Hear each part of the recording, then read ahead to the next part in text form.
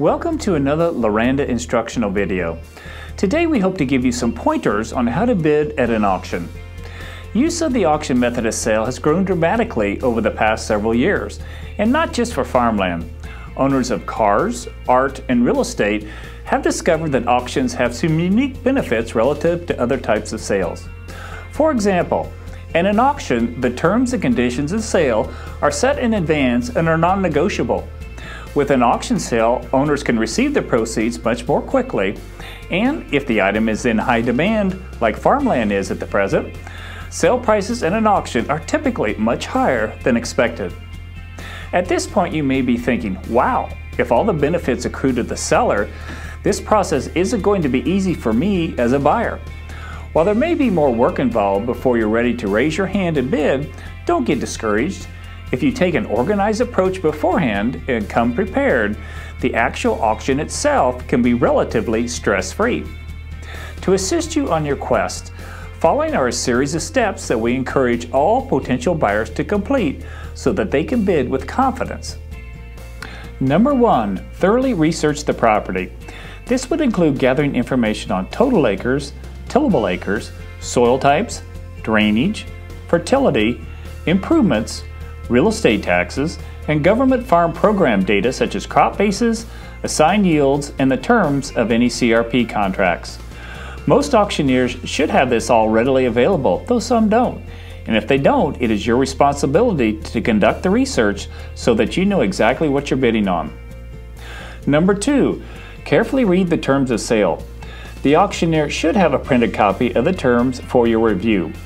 Remember that the seller has set the rules for bidding that are non-negotiable, and these rules may or may not conform with what is customary for your area. For example, the terms could have the buyer paying for the survey, or paying a buyer's premium, or paying all the real estate taxes. Don't just assume that you know when, where, and how the closing will be handled, or that you can negotiate any of the items afterwards. You can't. If this is your first auction, you will likely hear some new language or terms that are unique to an auction sale. Some examples include as is, where is. This means that you will be bidding on the property in its present condition, warts and all. The seller will not be making any repairs or improvements, so you must factor these costs into your bid. The seller is still required to disclose any material defects or environmental problems that aren't readily obvious. They just aren't obligated to fix them. Absolute versus with reserve. At an absolute or without reserve auction, the seller is stating that they will sell the property to the highest bidder regardless of the price. In contrast, in an auction with reserve, the seller reserves the right to accept or reject any and all bids. Buyer's premium. At a sale with a buyer's premium, a fee is added to the high bid in order to determine the final price that the buyer is to pay. Along with the other terms of sale, this fee is not negotiable. No contingencies. Unlike most brokered transactions, an auction does not allow for any contingencies, such as for financing, for selling another tract, or for possible rezoning. Also make sure that you understand the sale procedure. Will each tract be offered and sold separately, or is this a multi-parcel auction where tracts can be bid on in combinations? There is no industry standard that determines how bidding will be conducted. That is at the discretion of the auctioneer. Some of the more common methods for auctioning farmland include single tract. At this type of sale, the auctioneer will take bids on individual tracts one at a time. When the bidding stops and the auctioneer says sold, no more bids will be taken on that particular parcel, and the auctioneer moves on to the next tract. Bidder's choice or choice with the privilege. With this method, the auctioneer does not start by taking bids on a specific parcel. Instead, they are taking bids for the right of the high bidder to choose whichever tract they want to buy, which may include more than one tract for the price bid. Once the first round of bidding has been completed and the bidder has selected their tract, a second round of bidding begins using the same format. That is, the high bidder can choose which tract they desire. And finally, multi-parcel. At a true multi-parcel auction, bidders are allowed to bid on individual tracts or a combination of tracts at any time during the sale. Typically, the auctioneer will begin the sale by taking bids on individual tracts with combination bidding to follow. Competition between the individual tract bidders and the combination tract bidders continues until the highest total dollar amount is received. As a suggestion, if any language or terms are unclear, talk to your attorney, the auctioneer, or perhaps others who have in-depth knowledge of the auction business so you fully understand and are willing to accept the rules of the sale. The number 3 step before bidding: determine what the property is worth to you. In this step, you take the information you gathered above and try to quantify it with a number. Start by researching recent sales of similar types of property. Sale price data is available in many courthouses, or call some local lenders or appraisers to get their ideas on current land values. Next, you need to revisit the terms of sale to see what conditions may affect what you're willing to bid.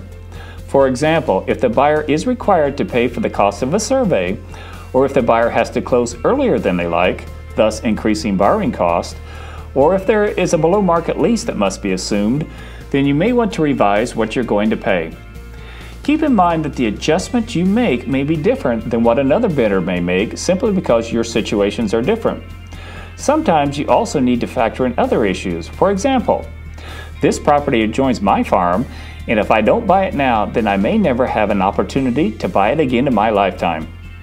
As you can see now, your adjustments can increase or decrease what you're willing to spend relative to the marketplace.